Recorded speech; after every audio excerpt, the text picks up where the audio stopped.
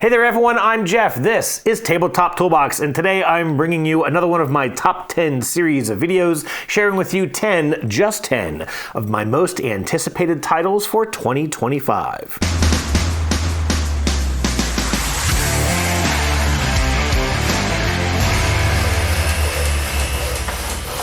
Hey there folks, welcome back to the channel. I am Jeff, your host, and if this is your first time visiting the channel, well then hey, welcome. Thanks for stopping by.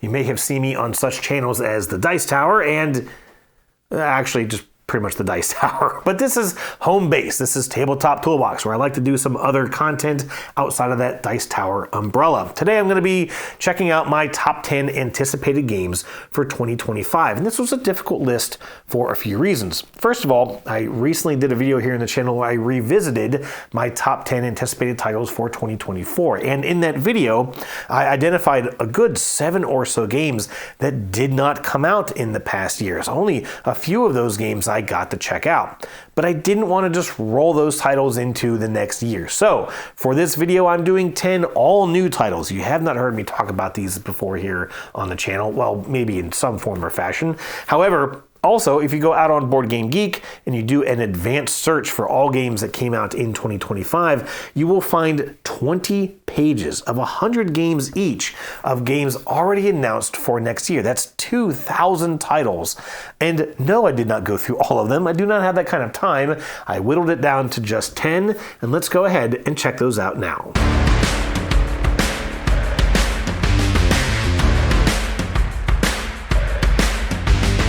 Number 10 on this list might be a smidge controversial for some folks, certainly not for me, but this is Night Shift by former exotic dancer, Exotic Cancer. Now that is her pen name, stage name, I'm not exactly sure. She is no longer a dancer, she's now an artist and author, has a webpage of all kinds of different stuff that she sells, and has quite the social media following. She designed this game obviously themed in a nightclub, and in this game you represent an exotic dancer who is moving around this nightclub trying to meet customers, trying to get tips, obviously make a living, and sort of deal with everything that happens in that type of environment. This is not a adult game. It does not have adult content in it. Obviously it is an adult theme, but there is no inappropriate art, at least that I have seen in what I've already looked at in this game. It uses an action point system. You're using those action points, like I said, to kind of move around this nightclub. You're flipping over cards to try and meet customers. I do know there's also a bit of a push your luck element. I don't know exactly how that works. And I do also know that there is some take that where you can sort of steal customers from other players, so on and so forth. And it's really those two reasons that I decided not to back this game when it came across Kickstarter. I'm not a huge fan of Push Your Luck, and I'm not a huge fan of Take That. I also did know that this would be a difficult game for me to get to the table, and in fact, I'm not really sure how well I'm going to be able to get this played next year. It should be coming out in 2025. I'm kind of hoping that maybe at something like PAX Unplugged or maybe Gen Con, I'll have a chance to check it out. But anyways, something I'm definitely looking forward to, if for no other reason than its very unique theme. My number 10, Night Shift.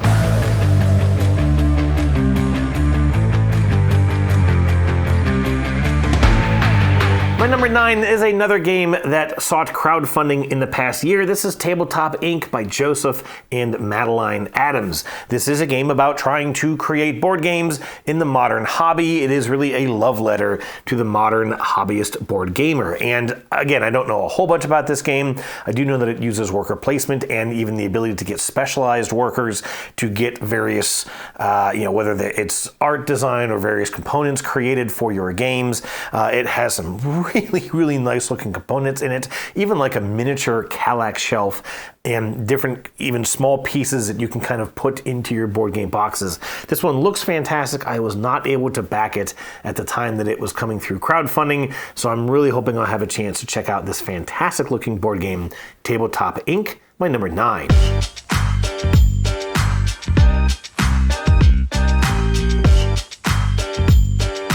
Number 8 is one I am honestly a little nervous about. This is Spirit Fire by Orange Nebula. This is a solo-only game, and it uses it uses a number of systems. I have looked into this game quite a good bit, although it has actually been a little while. I almost want to say if this did go through crowdfunding in 2024, it was very early in 2024, maybe even have been late to 2023. I feel like we've been waiting for this one for quite a while, but I know it uses sort of dice manipulation to move around these unique paths, almost trying to solve these puzzles to then progress your character in, again, what is a solo-only game. And this one looks really interesting. I've been a fan of Orange Nebula since the game Vindication. I really don't like some of their other games.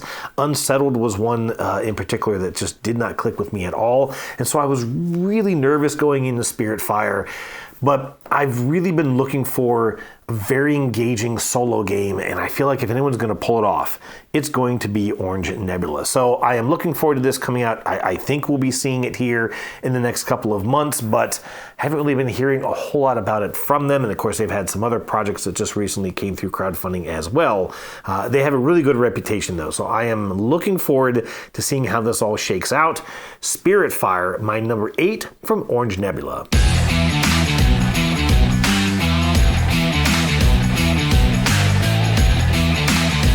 My number 7 is Orbit from Dr. Reiner Knizia. Now, I'm not a huge Reiner Knizia fan. I certainly have nothing against him whatsoever, but he has so many games out there that there are certainly some that are widely accepted as good and widely accepted as not so good. He also has so many titles out there that, folks will gravitate towards a particular game that a whole other group of people just absolutely loathe. I hated my first and only play of Zuvadis, for example. Just not my type of game. However, this does look like my type of game. Orbit looks like a very colorful game where you're managing a hand of cards and trying to race around the orbits of various planets, trying to sort of either reach an end objective point or just accomplish something before other players. This one really looks neat. It came out as a one in a number of titles, all sort of kickstarted at the same time. I don't even remember what the other ones were, but they were all supposed to kind of share a theme of aliens trying to get to a certain place, trying to explore that place. I think trying to sell stuff that they collect from that planet. I don't really remember all of it, but this one caught my attention. I did back Orbit, and I'm looking forward to checking it out. My number 7 for 2025.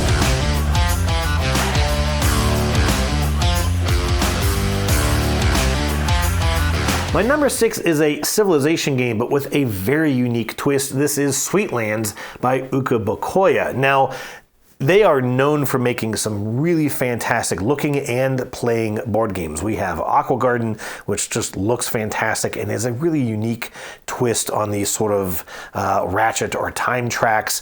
I also have Ostia on its way. In fact, I have a shipping notice and I'm really anxious for it to show up. But Ostia is a really neat game, kind of using a Mancala system to trigger your actions. I don't even know a whole lot about Sweetlands. I know that it is a Civ game where you're trying to build out a city, and you're going to be incorporating various shops like a milk store or a donut shop, so on and so forth. I just know from pictures I've seen of it that it looked absolutely fantastic. I also know that it's supposed to be their heaviest title to date, and that is why I'm quite interested in it, because with that kind of cute, adorable theme, it might be something that even my wife or daughter might be interested in checking out and sort of delving into that slightly deeper end of the board game pool. So I'm really excited to check out Sweetlands, my number 6.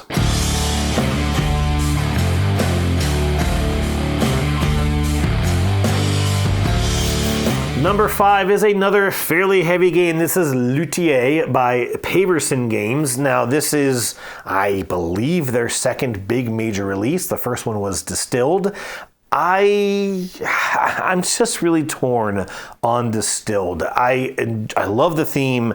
A couple aspects of the gameplay I really like, but I just struggle with the ultra tight economy of that game, and of course the swinginess and randomness of trying to pull cards off of a small deck and hope that you can still make what you want to make. That being said, I was a little hesitant to go into Luthier, but I did a bit of research on this. The Knights Around the Table preview of that game out here on YouTube was absolutely fantastic, and I have no issues whatsoever plugging that channel, and it encouraged me to go ahead and back the game. I am a musician in my former life. I played the cello all the way from the age of 8 until about the age of 20 or 21, and it is still quite in my blood. And so this idea of getting to, work as an instrument maker, making various instruments for, esteemed composers and musicians from, the Baroque and classical eras really just appeals to me. So I'm quite excited for, even if not a little nervous about, Luthier, my number 5.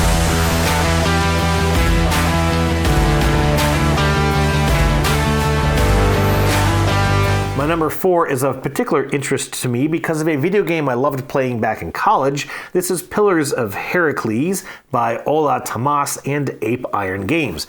Back in college, a friend introduced me to Caesar 3, a video game set in ancient Rome, where you were trying to build a bustling city, a bustling town. You had to manage imports and exports, keep barbarians at bay, and keep the pantheon of gods happy. I don't know a whole lot about Pillars of Heracles, except for that it is a Civ city building game set in ancient Greece, and there is again that sort of pantheon of Greek gods that you have to interact with in some form or fashion. And the theme alone was enough to catch my interest, and I'm looking forward to checking out more of Pillars of Heracles, my number 4.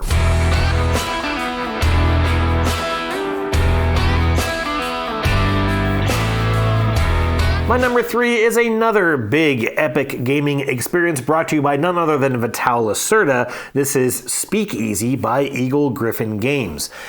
I have been a fan of Vital Lacerda since pretty much very early in my gaming hobby. One of the first games I ever picked up was Kanban. Now, I don't have all of his titles. In fact, Weather Machine and his newest game, Inventions, I thought were very interesting gaming experiences, but they were just too shallow in terms of theming for me personally. I have heard that Speakeasy is quite the opposite, that it has a ton of immersive theme. This is sort of set in that 1920s Prohibition era, and you will be running shops, trying to get various liquors and such moved around, probably avoiding police, and who knows whatever else.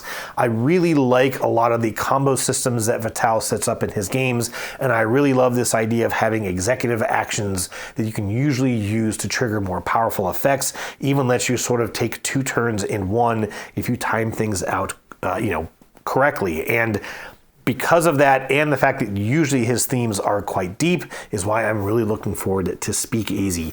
Hopefully this will come out this year. This did finish crowdfunding relatively recently, so it might end up being a 2026 release, but we'll see. It's in Board Game Geek as a 2025 title, and that's why it is my number 3, Speakeasy.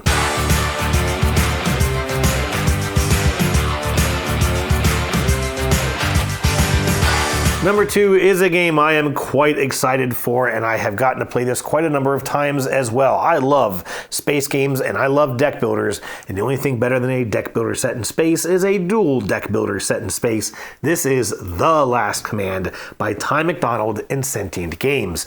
I got to check out this game as part of a crowdfunding video right here on the channel. You can still go and check that out. And in fact, you can still late pledge this game right now, I believe either through his website or through Kickstarter. I've gotten to do a number of crowdfunding games here on the channel, and a lot of those games are coming out in the next year. And it does seem a little unfair to put this one on the list and not those others. It doesn't mean that I'm not interested in them, but this one is so far up my wheelhouse, and I've had so much fun playing this, even getting to play with Ty just a few weeks ago at PAX Unplugged in 2024, which was somewhat ceremoniously a year after I had met him at PAX Unplugged in 2023. Anyways, this is a 2-player game where each player represents a capital ship engaged in an epic broadsides battle, and you will be building 2 different decks, one that provides system cards in weapons, communications, and engineering, and the other that will provide the crew members who will power up those systems and provide other benefits throughout the game.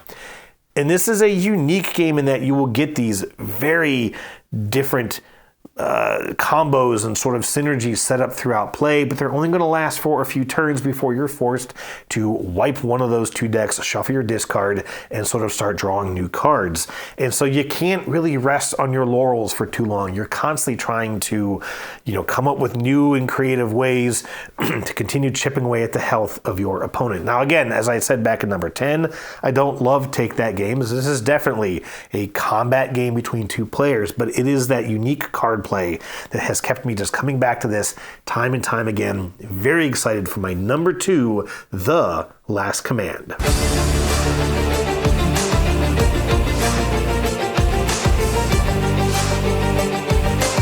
And here we are at number 1 of my list of 10 of almost 2,000 games already announced for 2025 that I am excited to check out. And this one is one that I'm a little trepidatious about. I'm a little anxious about. This is Eve, War for New Eden by Titan Forge Games.